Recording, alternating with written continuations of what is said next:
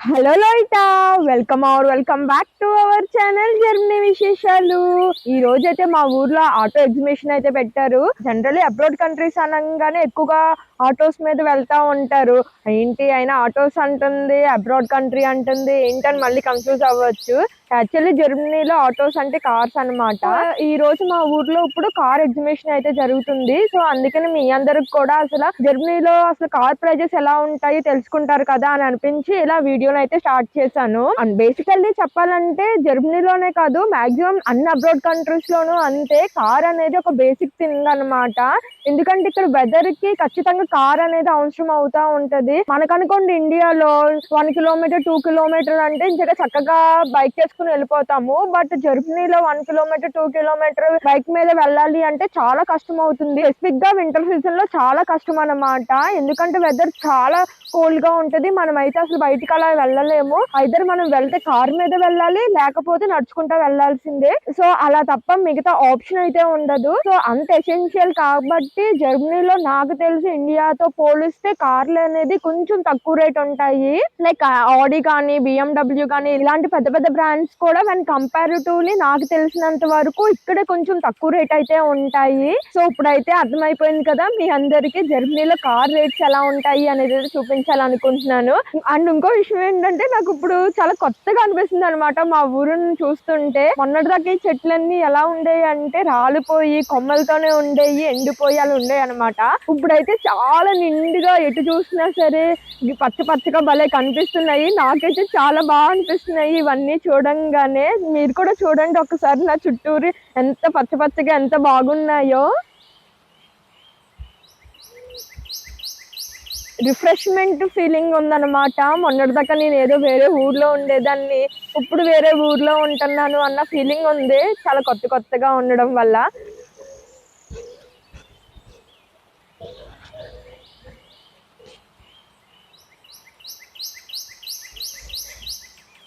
And ఇంకో విషయం ఏంటంటే మన ఇండియాలో అనుకోండి నాకు తెలిసినంత వరకు సీజన్ కి అంత ఎక్కువ తేడా డిఫరెన్స్ మనం కనిపెట్టలేము. బట్ జర్మనీలో అలా కాదనమాట. చెట్లను బట్టి అసలు ఇది ఏ సీజన్ అని చెప్పేయచ్చు.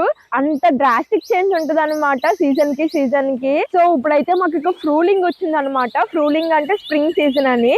సో స్ప్రింగ్ సీజన్ లో ఇప్పుడైతే చూస్తున్నారు కదా, ఇప్పుడే అన్ని ఆకులు చిగురిస్తా ఉంటాయి కదా స్ప్రింగ్ సీజన్ అంటే. మన ఇండియాలో కూడా స్ప్రింగ్ సీజన్ ఉంటది, ఉండదు అని నేను అనట్లేదు.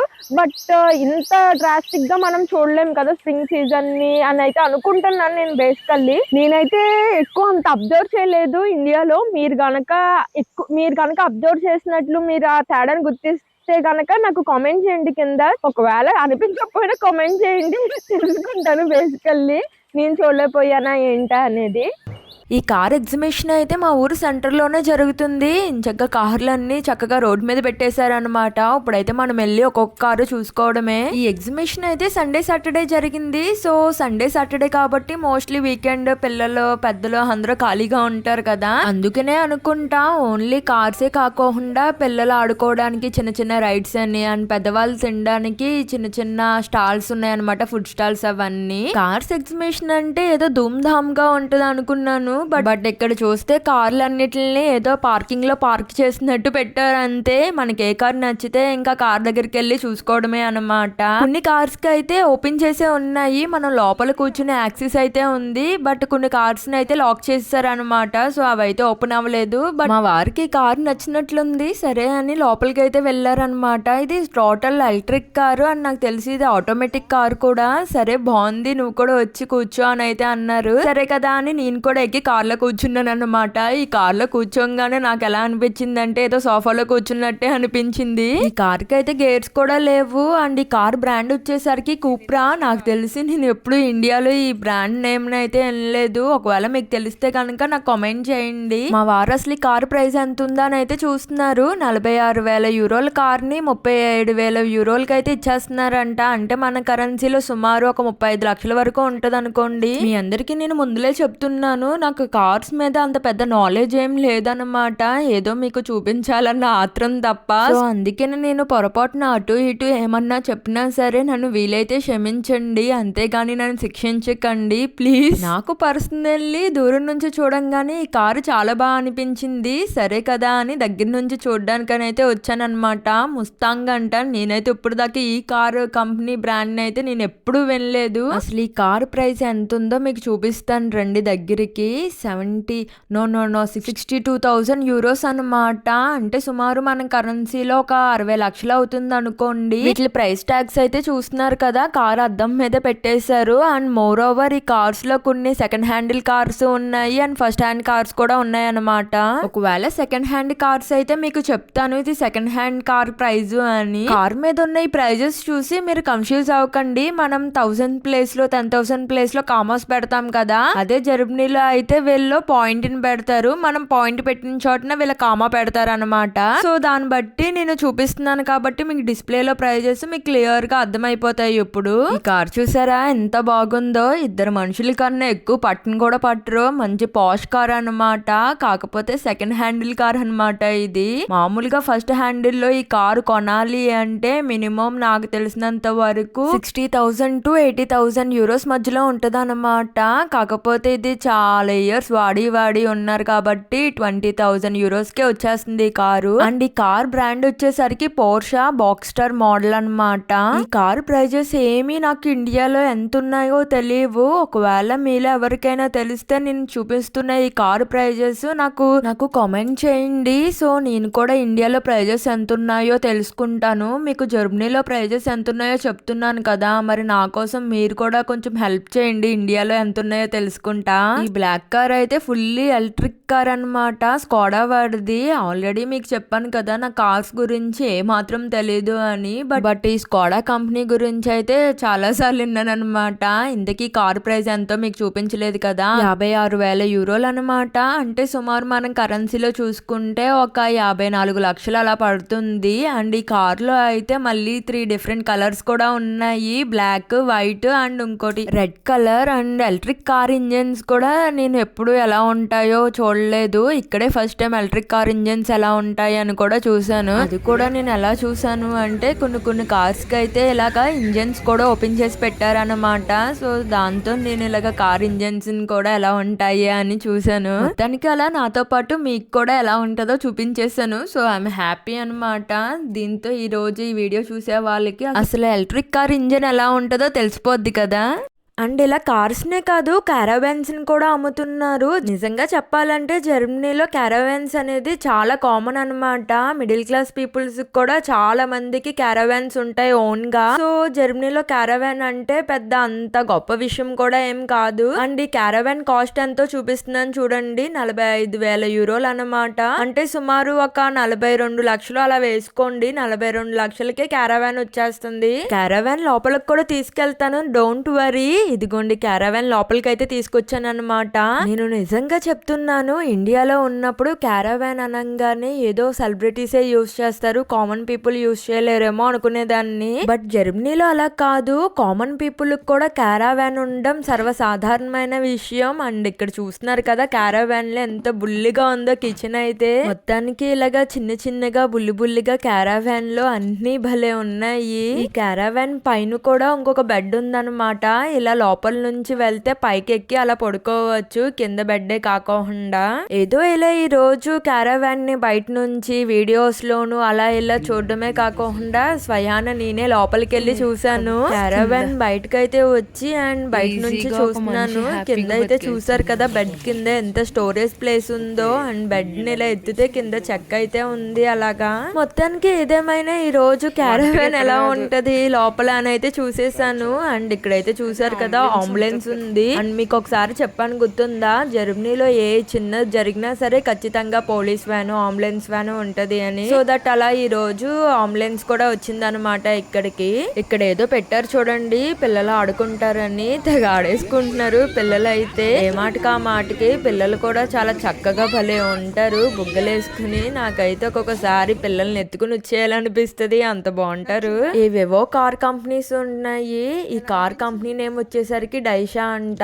లాక్ వేస్ లేదు కదా, సో లోపల ఎలా ఉందో మీరు కూడా చూస్తారు అని ఇలా తీసుకొచ్చాను. ఆడి కార్స్ కూడా ఉన్నాయి ఇక్కడ వరుసగా. ఇప్పుడు మీకు ఆడి కార్ రేట్ ఎంత ఉందో చూపిస్తాను చూడండి. అండ్ మోడల్ అయితే వెనకాల ఉంది, మోడల్ కూడా చూపిస్తున్నాను. మోడల్ వచ్చేసరికి చూస్తున్నారు కదా, Q3 అనమాట. జర్మనీలో ఈ కార్ ప్రైస్ వచ్చేసరికి సుమారు 42,000 యూరోస్ ఉంది. అంటే మన కరెన్సీలో సుమారు మన కరెన్సీలో ఒక 40 lakhs వరకు ఉంటది అనమాట. సేమ్ ఈ ఆడీలోనే డిఫరెంట్ కలర్స్ అయితే ఉన్నాయి. అండ్ ఇలా కార్లే కాకుండా పెద్ద పెద్ద వ్యాన్స్ కూడా పెట్టారు. సో శాంపుల్ గా మీ అందరికి ఒక వ్యాన్ అయితే చూపిస్తున్నాను ఎంత కాస్ట్ ఉందా అని. ఈ వ్యాన్ వచ్చేసరికి సెకండ్ హ్యాండ్ వ్యాన్ అనమాట. కాస్ట్ అయితే ఎంత ఉందో ఫస్ట్ మీ అందరికి అయితే చూపిస్తాను చూడండి. 34,000 యూరోస్ ఉంది. అంటే సుమారు ఒక 32 lakhs అలా పడుతుంది మన కరెన్సీలో అయితే. పేరుకి సెకండ్ హ్యాండ్ కార్ అయినా సరే కొన్ని 2 months అయిందంట. బట్ ఎన్ని మంత్స్ అయితే ఏంటి, సెకండ్ హ్యాండే కదా. సెంటర్ లో ఒక రింగ్ ఉంటది అనమాట. ఆ రింగ్ కి చుట్టూరు కార్ అయితే భలే పేర్చారు చూడండి వరుసగా. మన ఇండియాలో టొయోటో కంపెనీ కార్స్ ని కూడా ఎక్కువ యూజ్ చేస్తారు కదా. జర్మనీలో ఆ టొయోటో కంపెనీ కార్ ఎంత ఉందో చూపిస్తున్నాను చూడండి. కాకపోతే నాకు ఇది ఏం మోడలో తెలీదు. బట్ ఇది 19,000 యూరోస్ వరకు ఉంది సుమారు. అంటే మన కరెన్సీలో ఒక 17 లక్షలు వేసుకోండి. ఇన్ని కార్స్ మధ్యలో ఒకే ఒక టెస్లా కార్ ఉంది. టు బి ఫ్రాంక్, నాకు టెస్లా కార్స్ అనగానే చాలా రేట్ ఉంటాయేమో అనుకున్నాను.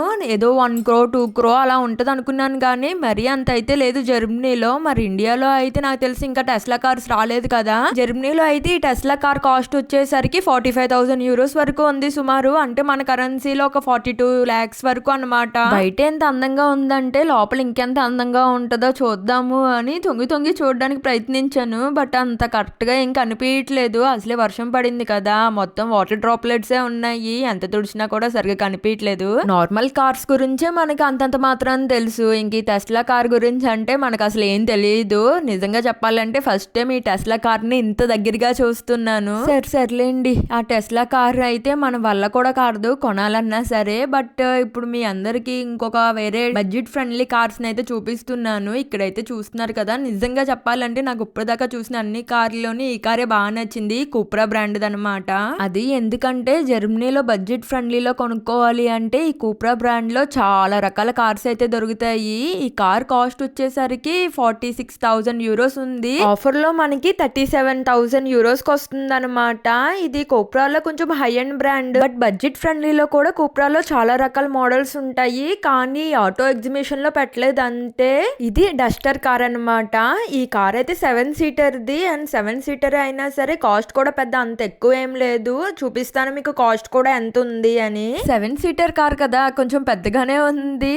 అండ్ దీని రేట్ వచ్చేసరికి 20,000 యూరోస్ ఉంది సుమారు. మన కరెన్సీలో సుమారు ఒక 18 to 19 lakhs వరకు వేసుకోవచ్చు. నేను అన్ని అంచనా ప్రకారమే చెప్తున్నాను, ఏది కరెక్ట్ గా చెప్పట్లేదు. 1 euro is equal to 90 rupees అనమాట. సో దాన్ని బట్టి మీరే అర్థం చేసుకోండి. జర్మనీలో కార్ ఎగ్జిబిషన్ అంటే అసలు BMW కార్స్ లేకపోతే ఎలా చెప్పండి. అసలే జర్మనీలో పుట్టి పెరిగిన బ్రాండ్ అనమాట BMW అనేది. ఇప్పుడు చూపిస్తున్న ఈ కార్ అయితే BMW లో ఒక హై ఎండ్ కార్ అనమాట. జర్మనీలో అయితే BMW ని BMW అని పిలవరు, వే అని పిలుస్తారు అనమాట. వీళ్ళ ప్రొనౌన్సియేషన్ అంతే డిఫరెంట్. ఏ కార్ కైనా సరే ఆ కార్ మోడల్ ఏంటా అని చూసుకోవాలంటే ఇలా బ్యాక్ సైడ్ కే వెళ్ళి చూసుకోవాలన్నమాట. సో అందుకనే ప్రతిసారి మీకు కార్ మోడల్ చూపించడానికి వెనకాలకి వచ్చి ఇలా చూపిస్తున్నాను. ఈ కార్ మోడల్ అయితే చూస్తున్నారు కదా, ఇది. ఈ కార్ ప్రైస్ వచ్చేసరికి జర్మనీలో సుమారు 70,000 యూరోస్ ఉంది. అంటే మన కరెన్సీలో ఒక 68 to 69 lakhs అనమాట. ఇండియాలో ఎంత ఉందో నాకు తెలీదు, అది మీరే చెప్పాలి. కార్ అండ్ కార్ మోడల్ అన్ని చూసారు కదా, సో ఇండియాలో ఎంత ఉందో నాకు చెప్పండి. ఇంకెలాగా BMW లో చాలా మోడల్స్ అయితే ఉన్నాయి. సో నేనైతే ప్రతిదీ చూపించట్లేదు, కొంచెం లగ్జరీస్ గా అనిపించింది అని ఆ ఒక్క కారునే చూపించాను అనమాట. ఇక్కడైతే చూసారు కదా కార్స్ అన్ని ఎలా పెట్టారో, రోడ్ మీద నిజంగా పార్క్ చేసినట్టే ఉన్నాయి ఒక్కొక్కటి. అండ్ ఈ కార్స్ అయితే చూస్తున్నారు కదా, ఈ కార్ కంపెనీ నేమ్ వచ్చేసరికి ఓపెల్ అనమాట. జర్మనీలో ఎక్కువగా చాలా మంది ఓపెల్ కార్స్ ని కూడా యూజ్ చేస్తారు. ఈ కార్ ప్రైస్ అయితే చూస్తున్నారు కదా, 28,000 యూరోస్. అంటే సుమారు మన కరెన్సీలో 26 to 27 lakhs అనమాట.